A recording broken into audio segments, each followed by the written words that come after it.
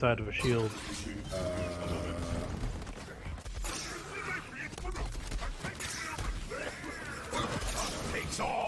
Ooh. Bottom half, top half, dead. Oh my god, dude. Yo, guys, what if I told you there was an insane flak build that doesn't even use Megavore, is for some reason using a RAKK commander, and we're not even using this Guardian perk right here, Groundbreaker, which has been carrying so many people's melee builds.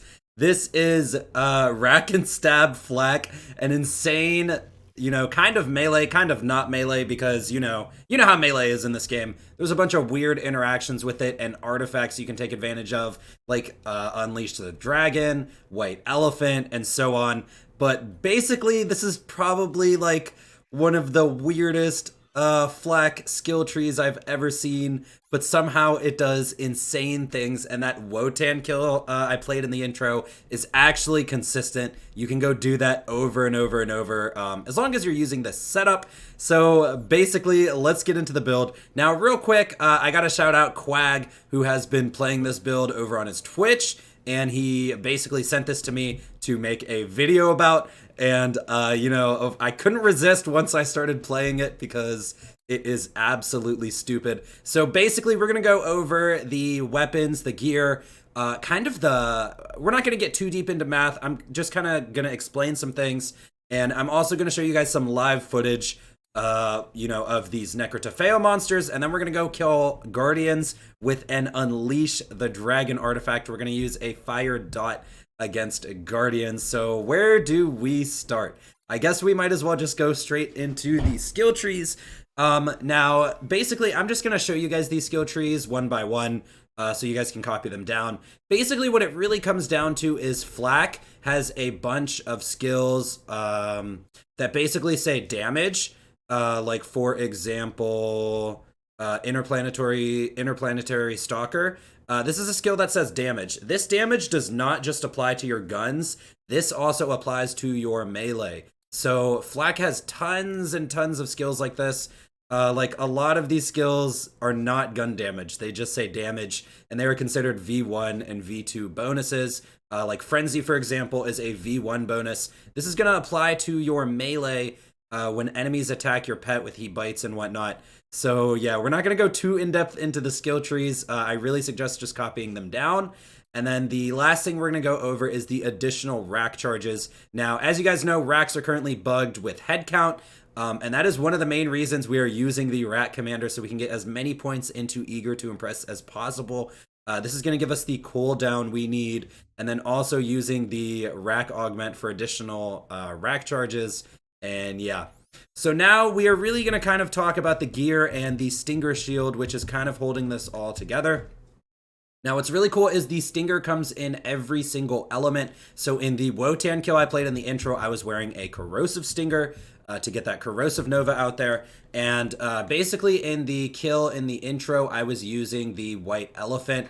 Now, the White Elephant is a splash artifact that triggers on splash. And then the Stinger is also splash. So what happens is we can apply our splash bonus, like a splash damage anointment, which applies to the Stinger. And then if the Stinger leaves a White Elephant on an enemy, it will get that splash bonus again, double dipping. So you guys can see how this can get pretty crazy with all of Flak's V1 and V2 bonuses, along with his easy anointment uptime to splash. And yeah, so like I said, just copy down the skill trees. I'm pretty much going to go over the gear. Now, the next thing I want to talk about is the RAKK commander. You actually have a choice between RAKK commander and RAKK. Now, RAKK will offer you higher damage against bosses. So in the Wotan fight, I was using this RAKK right here, or maybe it was this one. Yeah, this RAKK right here. And basically this allows you to get more damage with the bonuses it gives, whereas the RAKK commander is better for mobbing because you don't necessarily need that huge damage against mobs. You need that extra RAKK and the extra cooldown. And yeah, I'm still kind of, you know, I still don't believe we're using a RAKK commander, but it is what it is.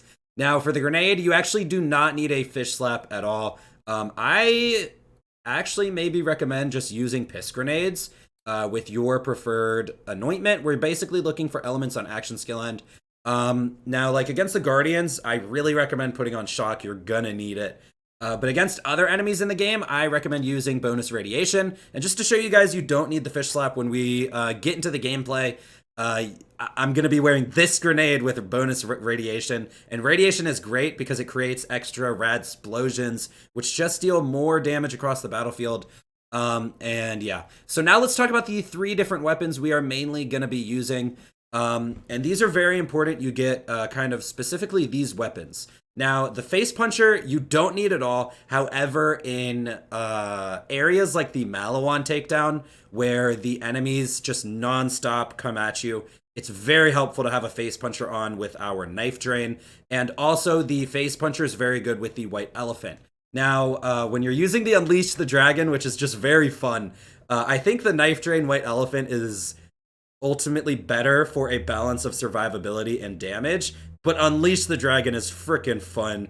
And I actually took out Valkyries with an Unleash the Dragon, which is pretty stupid.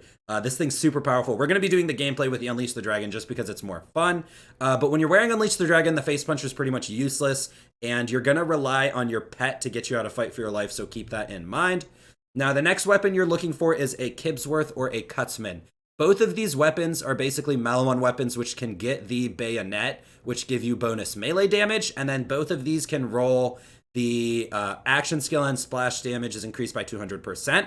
So that's the next weapon you're looking for. And finally, you are looking for a COV pistol, which can roll 2 bayonets for a 120% increased melee damage. And then you are looking for the 300% increased weapon damage against enemies above 90% health. Now, this anointment specifically combined with the Unleash the Dragon is what is so insane about this artifact. And yeah, so let's pretty much hop into the gameplay now, I think, while I talk about some other things and when you're going to want to use each of these. And yeah, so basically we got True Takedown on. Now, what I kind of want to talk about is managing your weapons and which anointments you're using. Like I said, this COV pistol with the 300% anointment is best when you have on the Unleash the Dragon, and then swapping over to this splash damage anointment is going to be better with the white elephant, and then same with the face puncher, this is going to be better with the white elephant, which is why I say I think the white elephant is overall the better option in this setup.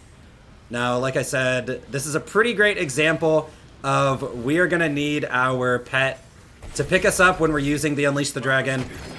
But once we get things going, you guys can see we absolutely demolish these enemies. We put that giant dot onto them. Everything disappears. And this is going to happen against the Guardians too. So I specifically want to get into the Guardian area. And one last thing I just want to point out again is we are not using Groundbreaker. Now, of course you want to use Groundbreaker because this will make your punches actually do damage. But we can pretty much just finish enemies off with Rakks and Novas. You can even sometimes just let enemies attack you to trigger your Nova manually if you're out of Rakks. But you gotta be careful. Now, another thing I want to mention is you really don't want to use Unleash the Dragon somewhere like the Maliwan takedown. The Maliwan takedown has enemies that are not passive. These enemies, you can just avoid their damage by moving around. And the Maliwan takedown, they're going to just throw damage at you. So you're really going to want to use the Knife Drain White Elephant in that situation. But as you guys can see, we are shredding these Manticores. Absolutely shredding. Now, when it comes to your Stinger element, you really want to stick to Cryo for general mobbing because you will get that melee bonus. And also, it's pretty good CC for some of these enemies. And they freeze very reliably because you're doing a bunch of damage to them. And as you guys can see, we are just shredding through these enemies. And is this the last guy? Alright, we got one more hiding somewhere. Oh, over here. Go for the eyes. Alright. Now, I want to show you guys that the Unleash the Dragon, like how powerful it is against Guardians with armor and shield, which is kind of ridiculous. Now, one other thing I should mention while we're running on our way there is you really want to use the Speed Demon modifier and you want to avoid Slayer. The reason why you want to avoid Slayer is because when you are in Fight for Your Life, Slayer will not actually pick you up out of Fight for Your Life, and all of our damage sources are melee. Now, like I said, you're going to want to switch over to Action, Skill, and Shock. We're not even going to throw a Fish Slap grenade. The Fish Slap is not necessary for this build at all. I think a Piss might even be better. So yeah, you want to avoid Slayer because it's currently, I don't know if it's a bug or what in Fight for Your Life, but Slayer basically just won't pick you up out of Fight for Your Life, and all of our damage is melee. So yeah. And you want to use Speed Demon specifically because you want that extra movement speed, especially in a melee build where we have to get up close. Like, we are using Novas as well, but the fact that enemies have to be close for the Nova to do anything. So let's just get this going. Oh.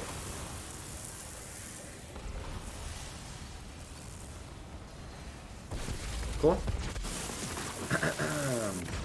Sometimes there's a little bit of hitches. And the White Elephant is overall probably a bit better for an area like this.